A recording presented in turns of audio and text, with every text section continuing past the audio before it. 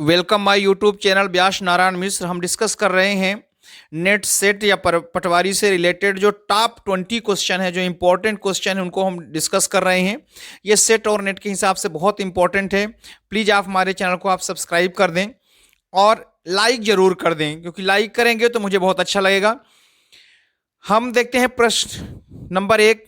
क्रानबैक के अनुसार अर्थापन से अभिप्राय क्या है? अर्थापन का मतलब होता है इंटरप्रिटेशन। इंटरप्रिटेशन का मतलब किसी चीज को जब हम व्याख्या करते हैं तो उसका क्या मतलब है, ये क्रानबैक ने बताया है कि उसका क्या मतलब होता है। तो इसका जो पहला ऑप्शन है वो दिया है छात्रों का अधिगम लक्ष्य। अधिगम लक्ष्य का मतलब होता है लर्निंग एम। फिर दूसरा है छात्रों का मूल्यांकन, मतलब छात्रों को हम देखेंगे कि उनका अधिगम कैसे चल रहा, लर्निंग कैसे चल रही है। छात्रों का पूर्व ज्ञान या छात्रों का अनुशासन। तो क्रानबैक के अनुसार जो इंटरप्रिटेशन है उसका मतलब क्या होता है? तो इंटरप्रिटेशन से यह समझ में आता है कि जो छात्रों के अधिगम लक्ष्य हैं वो क्या हैं। तो इसका जो आंसर होगा वो हो जाएगा ऑप्शन नंबर ए। फिर जो नेक्स्ट क्वेश्चन है, विद्यालय बचपन का घर है, ये किसने कहा था?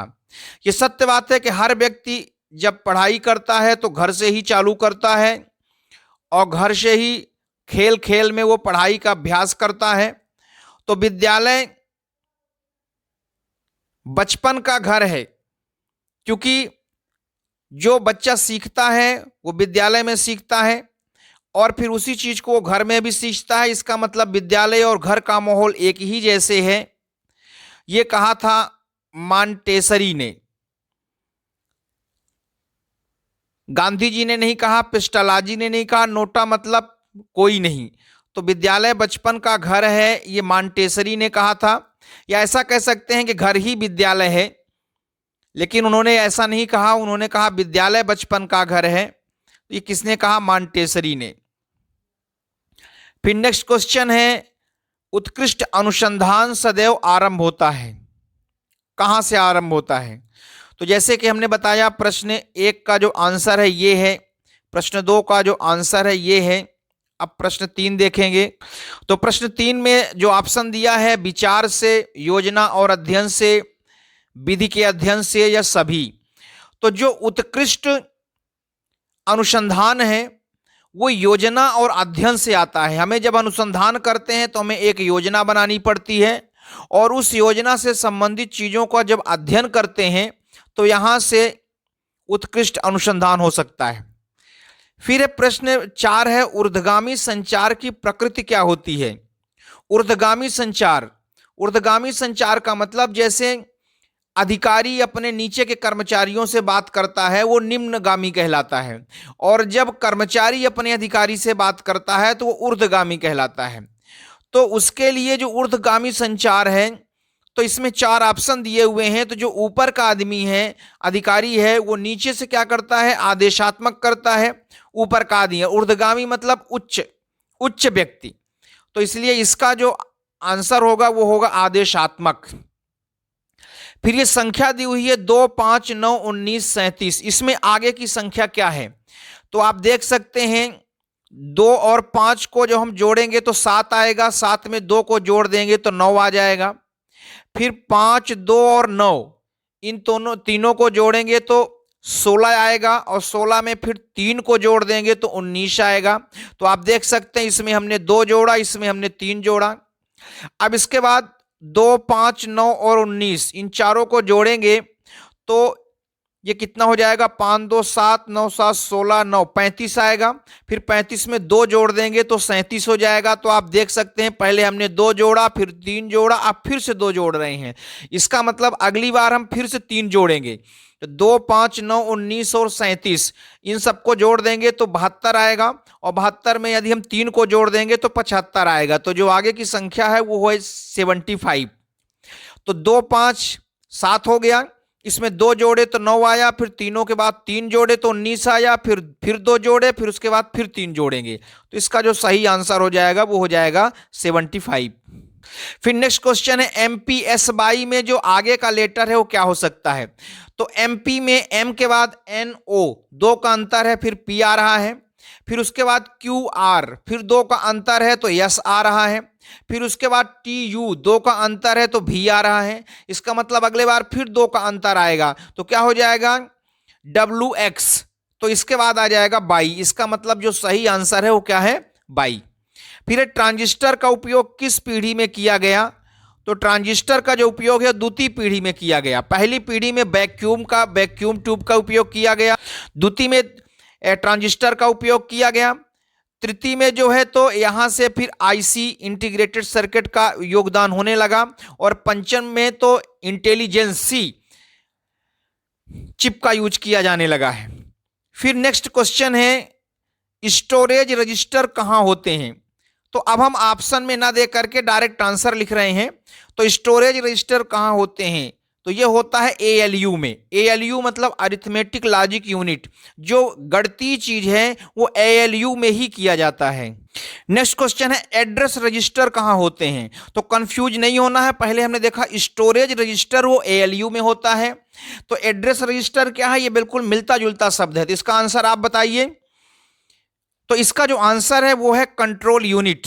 थोड़ा सा कंफ्यूजन ना हो, जो स्टोरेज रजिस्टर है वो एएलयू में मिलता है, अरिथमेटिक लॉजिक यूनिट में, लेकिन जो एड्रेस रजिस्टर है वो कंट्रोल यूनिट में मिलता है। दोनों में रजिस्टर शब्द है, लेकिन थोड़ा सा कंफ्यूजन नहीं होना चाहिए। कंट्रोल यूनिट क्या करता है, पूरे फंक्शन को, पूरे प्रोसेस को कंट्रोल करता है।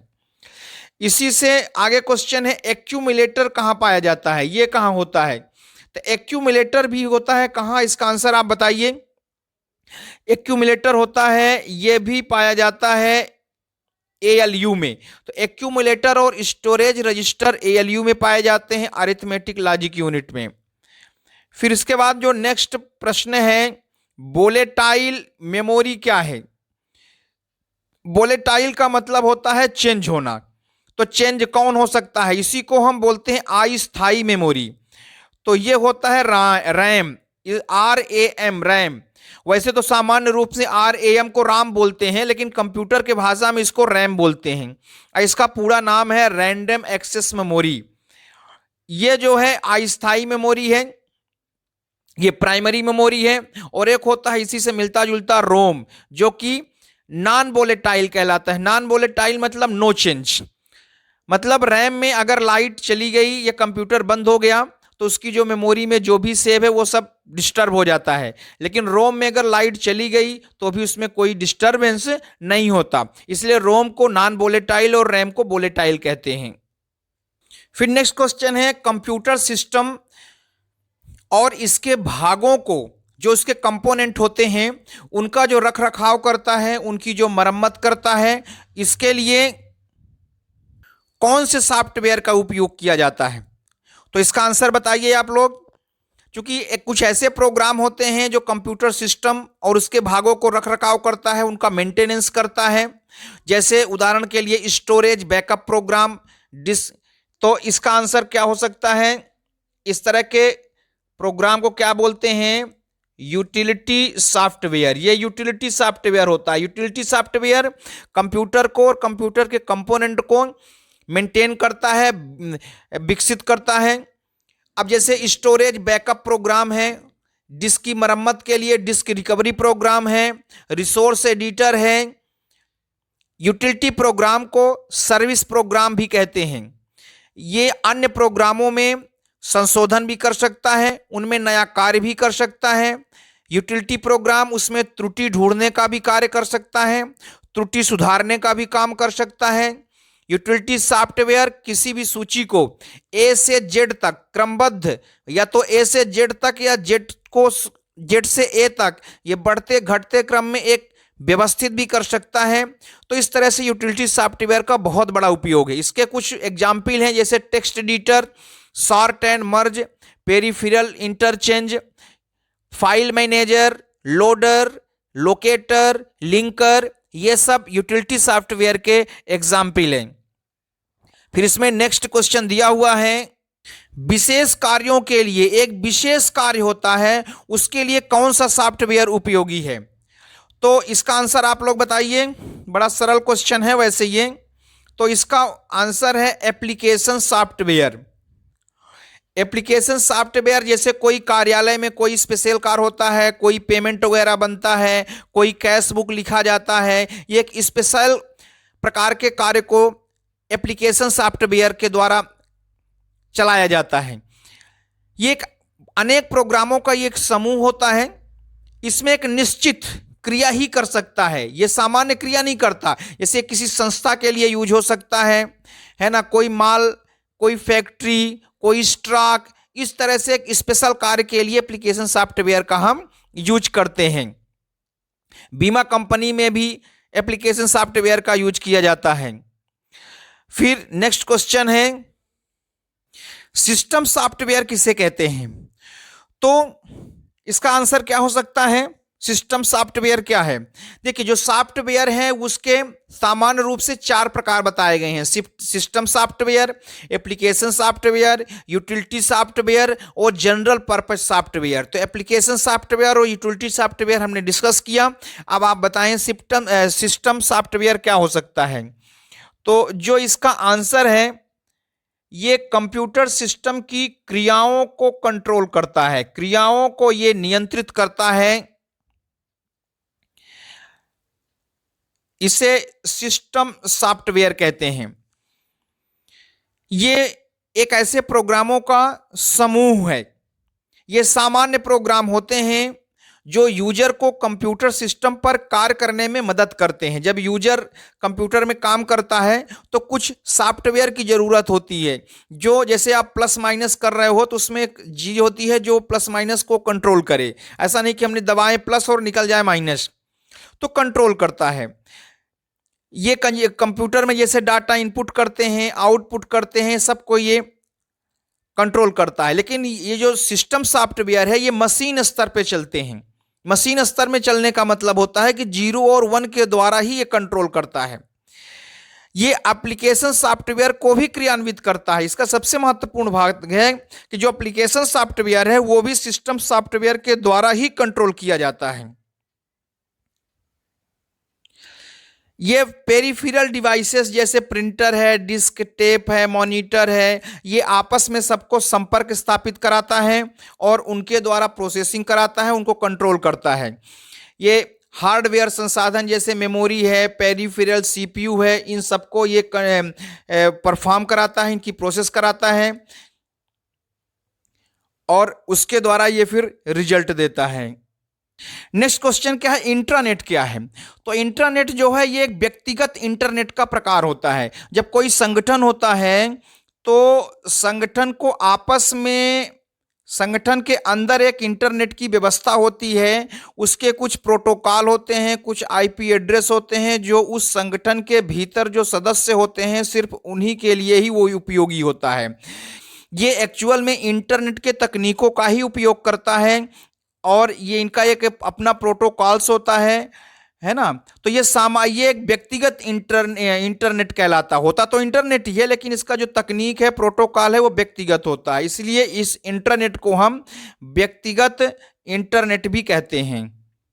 नेक्स्ट क्वेश्चन है, फायरवॉल क्या कहलाता है? फायरवॉल होता है फायरफॉक्स। फायरफॉक्स जो है ये एक वेब पेज है ना, एक सॉफ्टवेयर जैसे है। लेकिन फायरवॉल क्या है?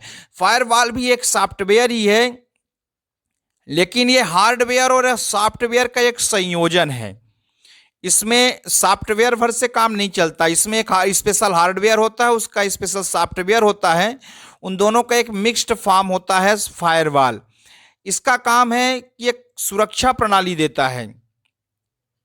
आमतौर पर कोई आंतरिक नेटवर्क होता है जिसको हम इंट्रानेट कहते हैं।